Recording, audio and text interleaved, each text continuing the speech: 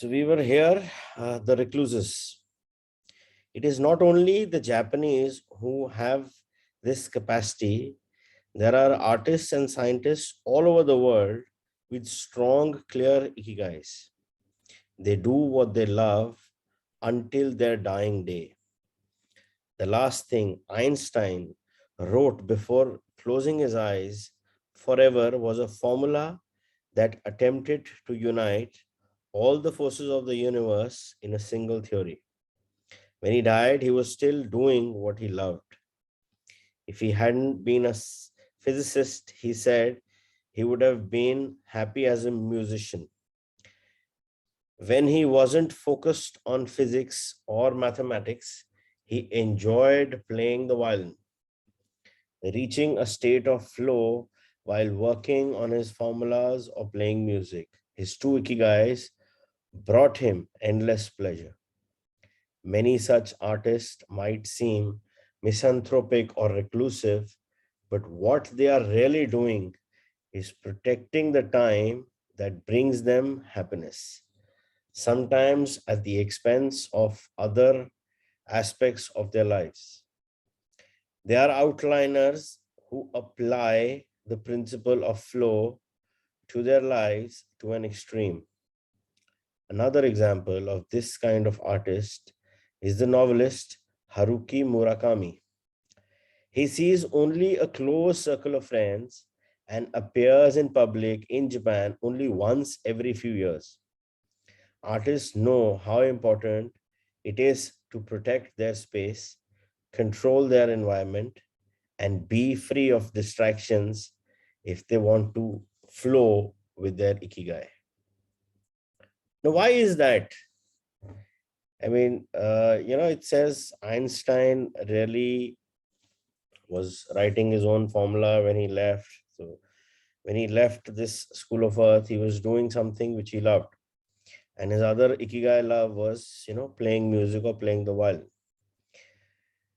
Now, when we're talking about this artist who used to rarely come in a public space, say probably once in a few years for a public appearance and protecting their space. So that's the catch there. It's so important to protect your space. See, because wherever you go, your energy field follows you.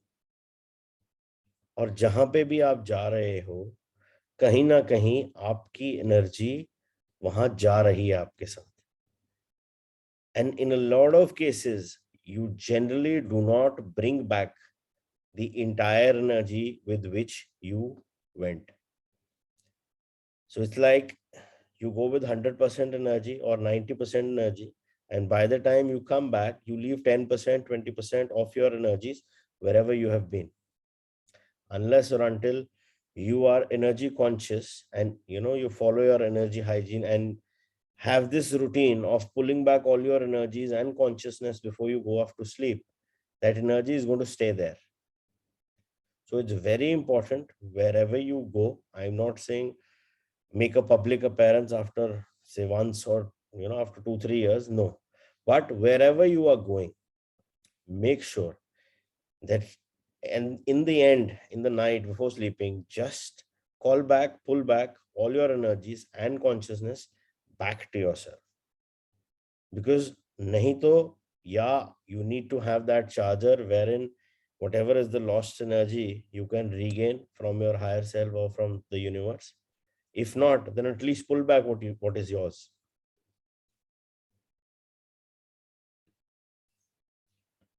Microflow, enjoying mundane tasks. But what happens when we have to say, do the laundry, mow the lawn, or attend to paperwork? Is there a way to make these mundane tasks enjoyable? Near the Shinjuku subway station, in one of the neural centers of Tokyo, there is a supermarket that still employs elevator operators. The elevators are fairly standard and could easily be operated by the customers. But the store prefers to provide the service of someone holding the door open for you, pushing the button for your floor, and bowing as you exit. If you ask around, You learn that there is one elevator operator who has been doing the same job since 2004. She is always smiling and enthusiastic about her work. How is she able to enjoy such a job? Doesn't she get bored doing something so repetitive? On closer inspection, it becomes clear that the elevator operator is not just pushing buttons, but is instead performing a whole sequence of movements. She begins by greeting the customers with a song-like salutation, followed by a bow and a welcoming wave of the hand. Then she presses the elevator button with a graceful movement as though she is a geisha offering a client a cup of tea. Sizanti Malahi calls this microflow. We've all been bored in a class or at the conference and started doodling to keep ourselves entertained, or whistled while painting a wall. If we are not truly being challenged, we get bored and add a layer of complexity to amuse ourselves. Our ability to turn routine tasks into moments of microflow, into something we enjoy, is key to our being happy since we all have to do such tasks. Even Bill Gates washes the dishes every night. He says he enjoys it, that it helps him relax and clear his mind, and that he tries to do it a little better each day, following an established order or a set of rules he's made for himself: plates first, forks second, and so on. Is one of his daily moments of microflow. Richard Feynman, one of the most important physicists of all time, also took pleasure in routine tasks. W. Daniel Hillies, one of the founders of the supercomputer manufacturer Thinking Machines, hired Feynman to work on the development of a computer that could handle parallel processing when he was already world famous. He says Feynman showed up on his first day of work and said, "Okay, boss, what's my assignment?" They didn't have anything prepared, so they asked him to work on a certain mathematical problem. He immediately realized they were giving him an irrelevant task to keep him busy and said, "That sounds like a bunch of baloney. Give me something real to do." So they sent him to a nearby shop to buy office supplies, and he completed his assignment with a smile on his face. When he didn't have something important to do or needed to rest his mind, Feynman dedicated himself to microflowing, say painting the office walls.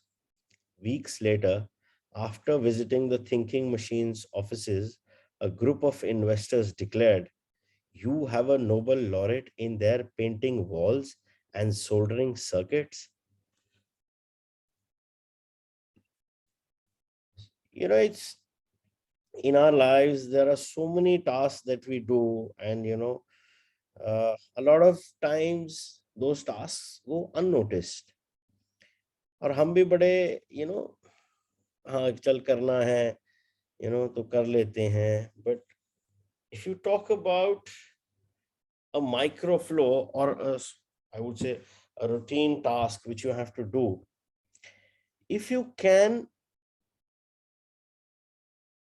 induce certain amount of passion, say you're doing anything.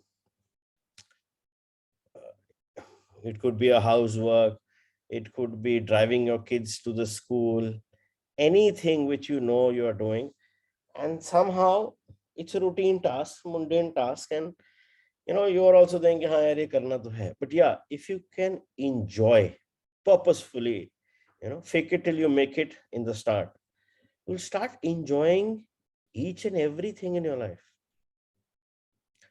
because the signal you are sending to your brain is that I will enjoy each experience.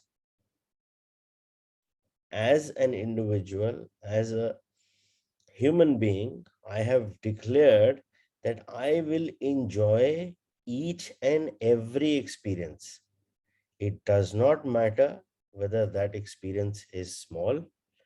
It does not matter whether that experience is big, because what matters is that I want to be in that state of flow, that state of micro flow, and that state of vibrational frequency of happiness.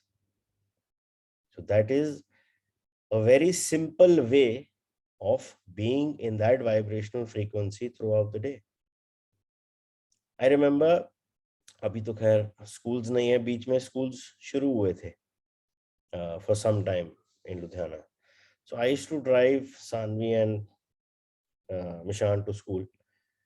So 1 or 2 days, acha, you are also not used to getting up at times कि यार 7 बजे उठ रहे हैं and everything. So 1-2 दिन तो लगे मुझे. Then I like, नहीं, let's enjoy. And I don't know why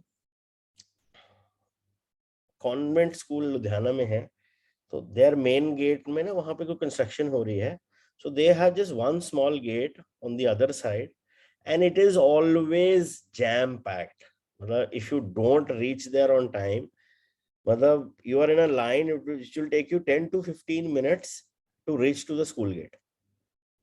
Okay, so I said यार ये तो बड़ा बोरिंग हो गया बच्चों के लिए, what to do. So third day, what I decided, I said, okay, I'll make my own playlist of songs, incorporating what does Mishan like, what does Sanvi like, so that they are also in that tempo.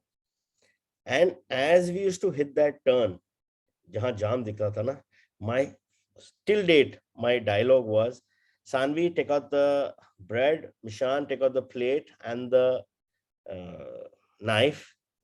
We got a jam. Let's make a sandwich. So that small thing made them enjoy those 7 minutes or 10 minutes, jitna bhi hum hote. And then I realized to myself, here, if I can make this enjoyable, then, they can also come up with things ki, because generally, if you hit a jam and school mein, the kids are getting late. It's a nightmare. Okay, initially it was, यार बच्चे late हो जाएंगे, पता नहीं वो entry देंगे नहीं देंगे. Then I said, यार उनको पता है. They know that the situation is there because their one gate is non-operational. So the entire school ka load is on this gate. And you used to see the principals and all the senior teachers outside managing the traffic because it was that bad. So imagine 500 cars or 600 odd cars or probably more coming in the matter of 10 to 15 minutes and dropping off all the kids. So it was a perpetual jam.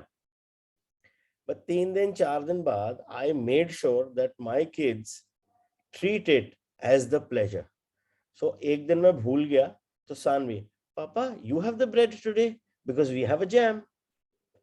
So these small things can actually change your way, your outlook towards bigger obstacles also. Because if you start taking and making these small trivial things and into an experiences of joy, the bigger picture automatically gets changed. So next time you are in a traffic jam, trust me, it works. If you are 2-3 people, one person take out the bread, one person take out the plate, take out the knife, let's make a sandwich. And somebody take the butter also. I forgot to add the butter bhi hota hai.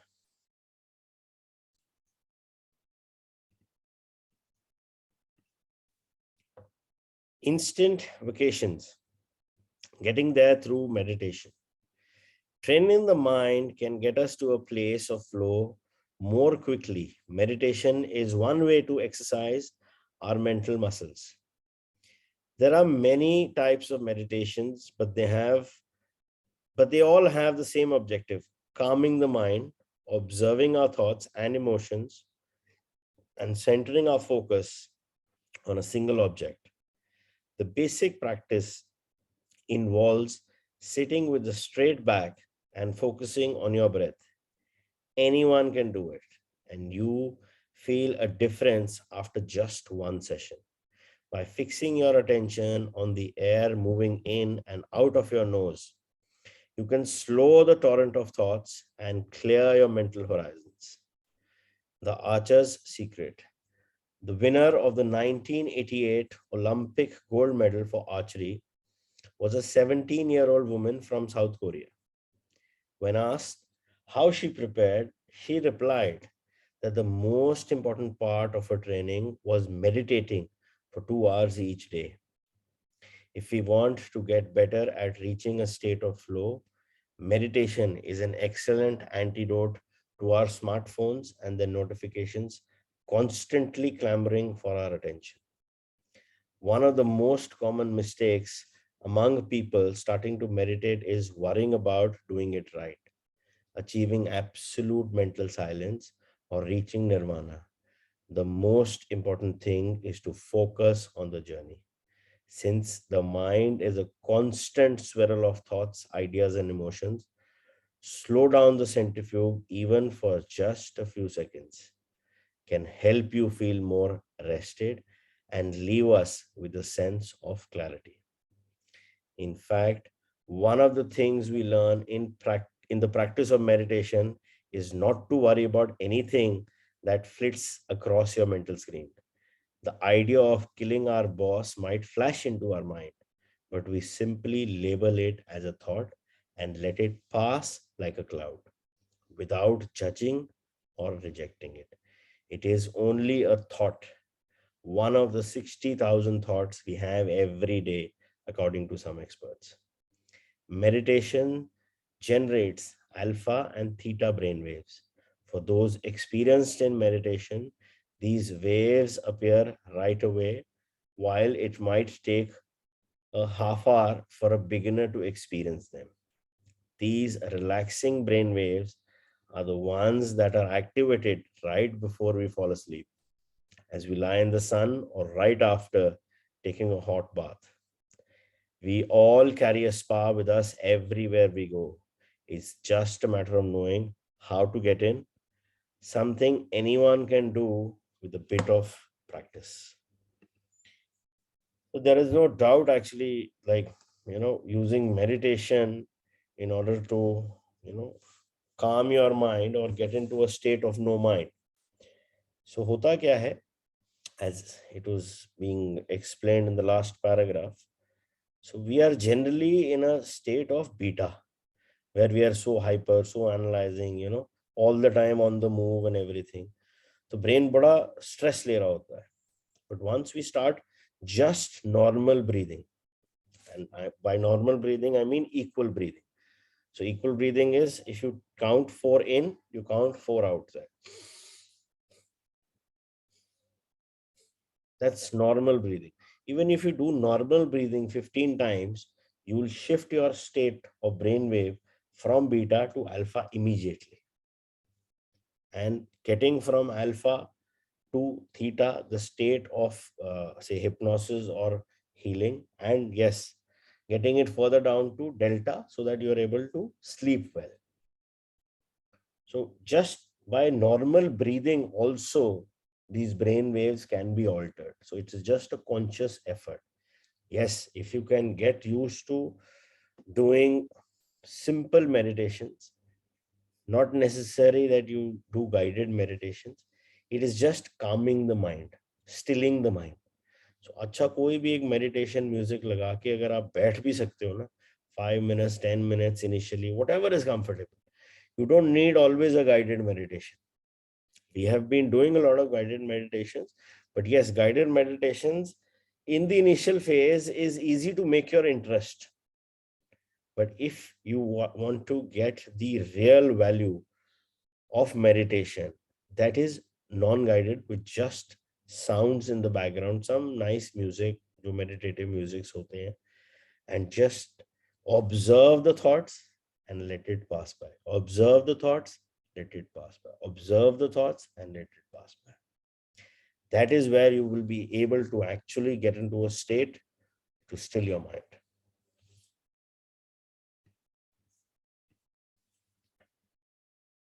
Humans are ritualistic beings. Life is inherently ritualistic. We could argue that humans naturally follow rituals that keep us busy.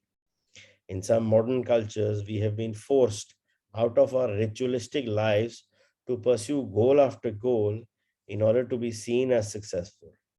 But throughout history, humans have always been busy. We are hunting, cooking, farming, exploring, and raising families, activities that were structured as rituals to keep us busy throughout our days. But in an unusual way, rituals still permeate daily life and business practices in modern Japan. The main religions in Japan, Confucianism, Buddhism, and Shintoism, are all ones in which rituals are more important than absolute rules. When doing business in Japan, process, manners, and how you work on something is more important than the final results. Whether this is good or bad for the economy is beyond the scope of this book. What is indisputable, though, is that finding flow in a ritualistic workplace is much easier than in one in which we are continuously stressed out trying to achieve unclear goals set by our own bosses.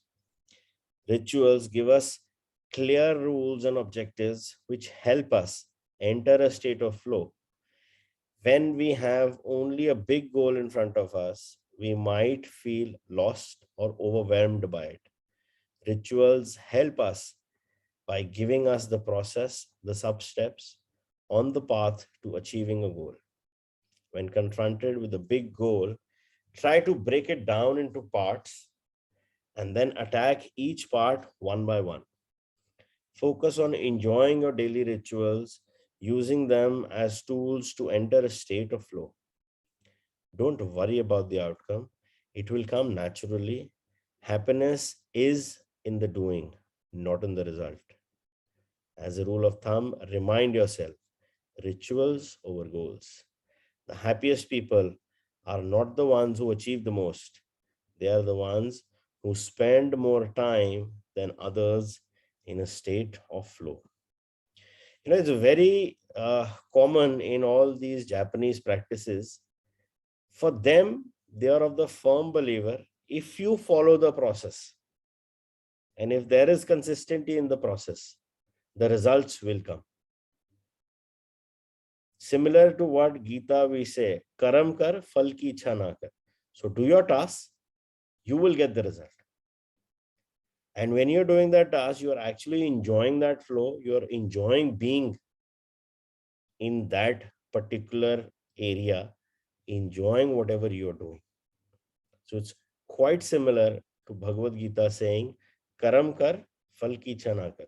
Follow the process, follow the rules, and enjoy. The results will definitely come. So all these Japanese companies are process oriented. I mean, the details they go into these process audits is amazing. You talk about these ISO audits and everything. They are nothing. They're only focusing on process. If the process is foolproof, the result will flow for sure. The result will definitely follow the way it is meant to be. So concentrate only on your action and follow the rules and follow the process. That's actually what works in life. Follow the rules, follow the process. Results will come.